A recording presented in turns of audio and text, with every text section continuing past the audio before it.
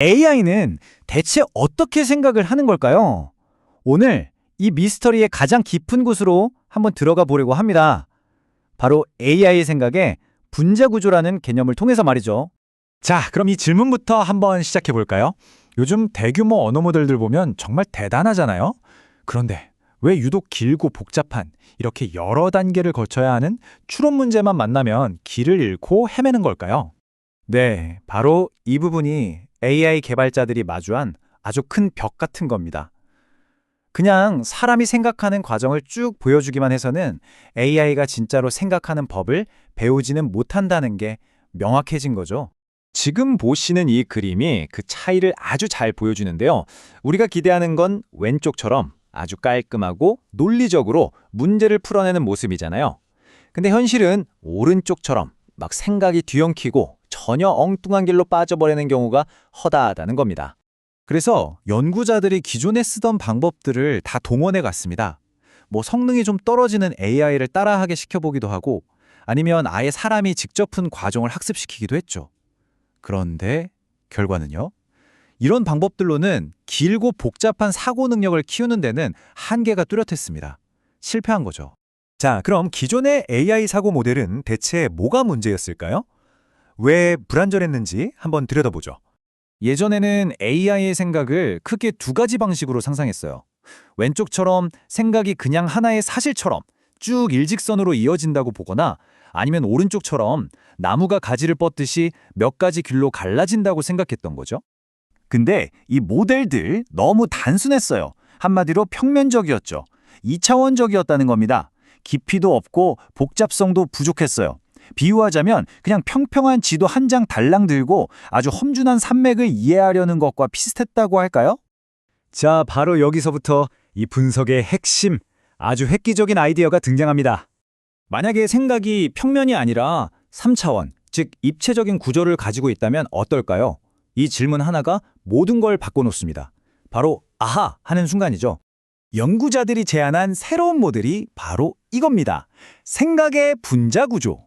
그러니까 효과적인 AI의 생각은 그냥 쭉 뻗은 선이 아니라 바로 이 그림처럼 복잡하게 얽힌 3차원 분자 같다는 거죠.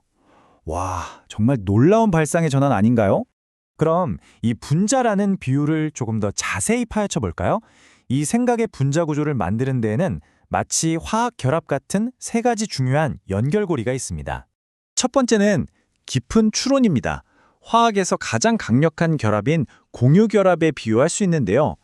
생각의 뼈대를 만드는 가장 핵심적인 부분이죠. A단계가 반드시 B단계의 근거가 되어야 하는 아주 단단하고 순차적인 논리적 연결을 말합니다.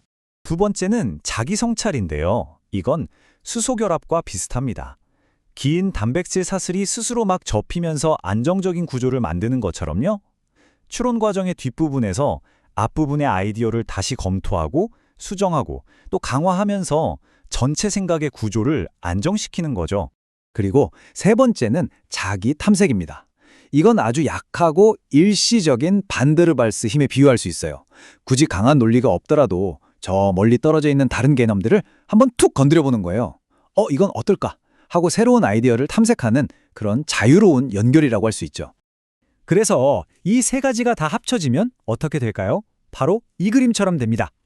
뼈대를 만드는 강력한 깊은 추론, 구조를 안정시키는 자기 성찰, 그리고 새로운 가능성에 탐색하는 자기 탐색이 모두 어우러져서 아주 안정적이면서도 복잡하고 또 효과적인 하나의 생각 분자가 탄생하는 겁니다.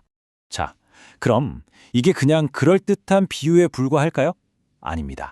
연구자들이 이 모델을 어떻게 증명했는지 그 증거를 한번 보시죠. 바로 이 3D 지도가 핵심 증거입니다.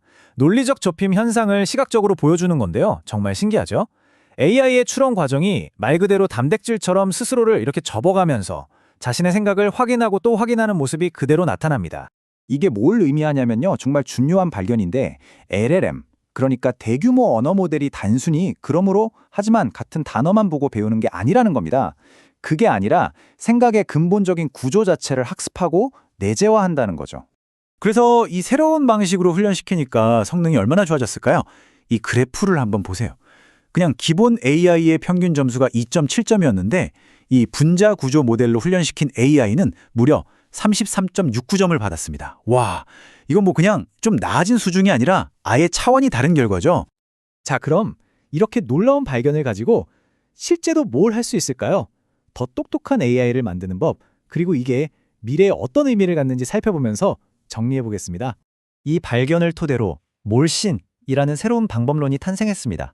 이름부터 분자 구조를 떠올리게 하죠. 이건 말 그대로 더 뛰어난 AI의 추론 능력을 아예 처음부터 합성해내는, 만들어내는 방법입니다.